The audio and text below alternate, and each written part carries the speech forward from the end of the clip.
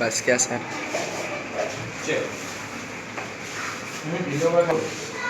Maharashtra board का जो है ये लेसन 1.3 जो एक्सरसाइज अलजेब्रा की, जिसमें उर्दू मीडियम के बच्चों के लिए सबसे पहली बात तो ये मसला है कि उर्दू का मैथ्स का सही टीचर नहीं है, और अगर सही टीचर मिल जाता है तो बच्चे नहीं मिलते। मसला ये है कि गरीब बच्चे बेचारे इतने पैसे नहीं ला पाते कि वो जाके किसी क्लासेस में पढ़ सकें, और इसके लिए हम लोगों ने शुरू किया है ये सब्सक्राइब करना, ताकि गरीब बच्चे भी इसका फ़ायदा उठा सकें। उर्दू मीडियम के बच्चों को बताने के लिए सबसे पहला सबक है जो हमारा उर्दू अलजेब्रा का है, हिसाबी तसाउल। हिसाबी तसाउल क्या? हिसाबी तसाउल क्या चीज़ है, हमें सबसे पहले ये समझना। दूसरी बात ये समझना है कि हिसाबी तसाउल में सिर्फ 3 ज़ाब्ते हैं पूरे लेसन, पूरे सबक में। कितने ज़ाब्ते हैं? 3 ज़ाब्ते। और 3 ज़ाब्ते मैं आपको बताता हूँ, इसके बाद मैं आप लोगों को उसके बारे में पूरी डिटेल बताऊँ। जूम करूँ। पहला ज़ाब्ता Tn is equal to a plus n minus 1 ज़रब d। समझिएगा। Tn बराबर a plus bracket n minus 1 bracket 1 ज़रब d। ये पहला मेरे को तो सही आ जाएगा। अब मैं आप लोगों को दूसरा ज़ाब्ता बताता हूँ। Sn बराबर n बटे 2 2a प्लस n माइनस 1 ज़रब क्या हटा दूँ? और ये बड़ा ब्रैकेट 1। ये दूसरा ज़ाब्ता है। अब मैं आप लोगों को बताता हूँ तीसरा ज़ाब्ता। Sn बराबर n बटे 2 t1 प्लस tn। ये तीसरा ज़ाब्ता। आपके ये पूरे सबक में, पहले सबक में सिर्फ यही 3 ज़ाब्तों का इस्तेमाल किया गया। अब ये मसला है कि ये है क्या चीज़, ये क्या बना है, Tn क्या है, A क्या है, N क्या है, D क्या है, Sn क्या है, ये हमें पता है नहीं। तो हम सबसे पहले इसके बारे में मालूम करें। T का मतलब होता है टर्म, इंग्लिश में T का मतलब क्या होता है? टर्म। और D का मतलब होता है डिफरेंसेस। ए अल्फाबेट हम जो पढ़ते हैं इंग्लिश के अल्फाबेट, सबसे पहला नंबर कौन सा होता है? सबसे पहला हुर्फ तहजी इंग्लिश का कौन सा होता है? ए। मतलब जिस तरह ये सबसे पहला हुर्फ तहजी, इसी तरह ये सबसे पहला टर्म है। इसको ए भी कहते हैं, T1 भी कहते हैं, और हमारे उर्दू में से कहते हैं सबसे पहला रुकन। क्या कहते हैं? सबसे पहला रुकन T1। और जाहिर सी बात है जब ये T1 सबसे पहला रुकन है तो T2 क्या होगा? दूसरा रुकन। T3 क्या होगा बच्चों? तीसरा। हमको ये बात समझ में आ गई? T1 यानी कि क्या? पहला। T2 यानी कि क्या? और T3 यानी कि क्या? तीसरा। और A का मतलब क्या? सबसे पहले पहला रुकन यानी कि क्या? हम अपने आम बोलचाल में कहते हैं नंबर, सबसे पहला नंबर या सबसे पहला रुकन। A और T1 दोनों का मतलब क्या होता है? एक। अब हम आते हैं Tn। जाहिर सी बात है कि T1 है तो Tn भी है। इसको हटाओ उधर से, रोक, स्टॉप।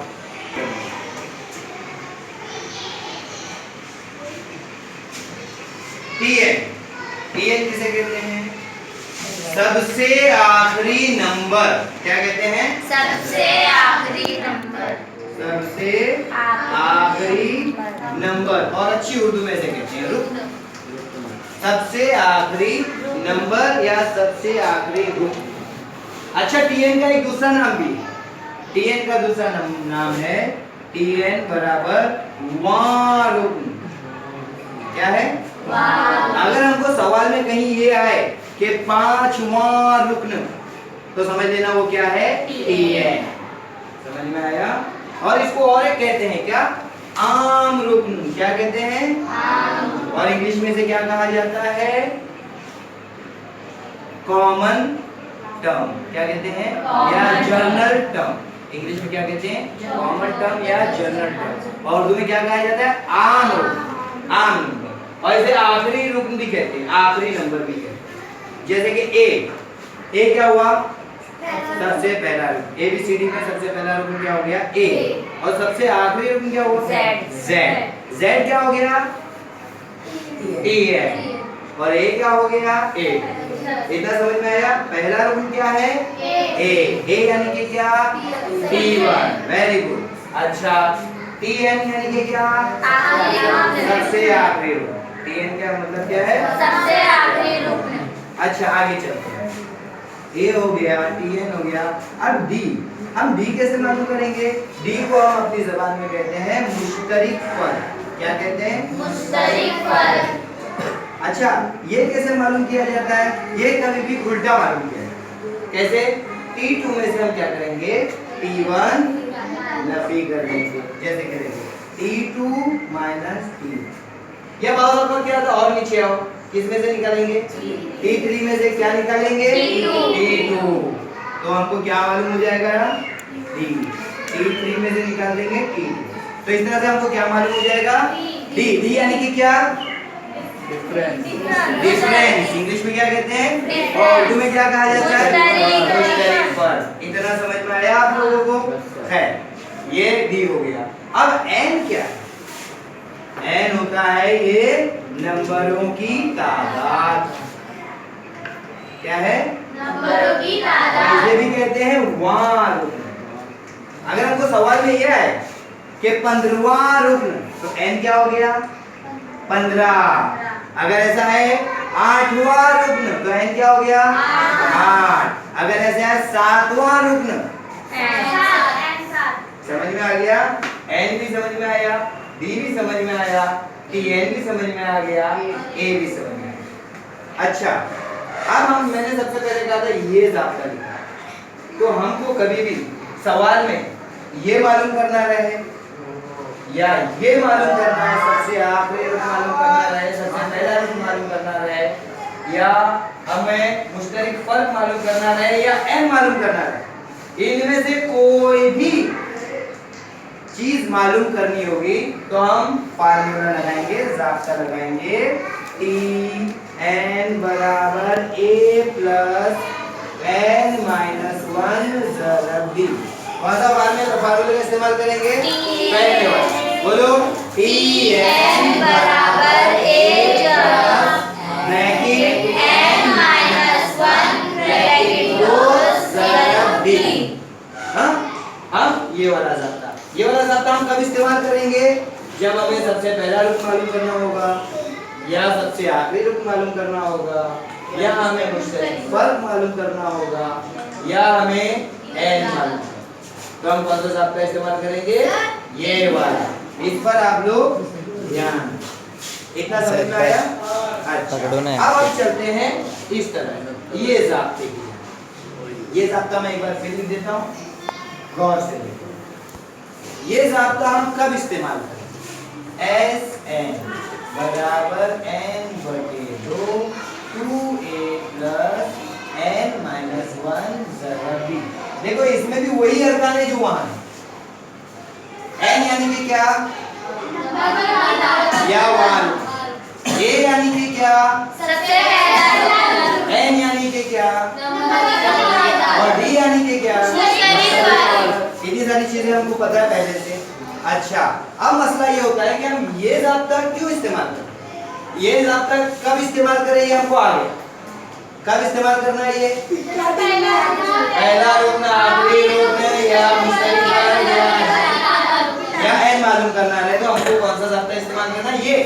लेकिन ये ज़ाब्ता हमको कहाँ इस्तेमाल करना है? ये ज़ाब्ता हमको उस वक्त इस्तेमाल करना है जब सवाल मुश्तरिक फर्क यानी कि दिया जाए और अरकान यानी कि नंबरों की जमा मालूम करनी हो। मतलब अरकान की जमा मालूम करनी होगा, मतलब ये है एसएन का मतलब हो गया हमको पता करना है तमाम अरकान की जमा। इसे क्या कहते हैं? तमाम अरकान की जमा। तो उस वक्त हम कौन सा इस्तेमाल करेंगे? ये सा दूसरा वाला। ये पहला वाला ज़ाब्ता था और ये कौन सा ज़ाब्ता है? दूसरा। ये कब इस्तेमाल करेंगे हम? जब सवाल में मुश्तरिक फर्क दिया जाए और अरकान की क्या मालूम करना हो? जमा। तो हम कौन सा ज़ाब्ता इस्तेमाल करेंगे? इतना है समझ में? अब सवाल ये उठता है वो तीसरा ज़ाब्ता कब इस्तेमाल करें? कौन सा? तीसरा ज़ाब्ता। तीसरा ज़ाब्ता था SN बराबर n/2 T1 प्लस Tn। बस ये बहुत मजेदार है, ये आप लोग घर में अपने छोटे बच्चों के साथ में भी खेल सकते हैं। मैं बताता हूँ ये इस्तेमाल कब करने का है? जब सवाल में पहला रुकन T1 यानी कि क्या? सबसे पहला रुकन और सबसे आखिरी रुकन यानी कि सबसे आखिरी नंबर दिया जाए और नंबरों की तादाद दी जाए। क्या दिया है?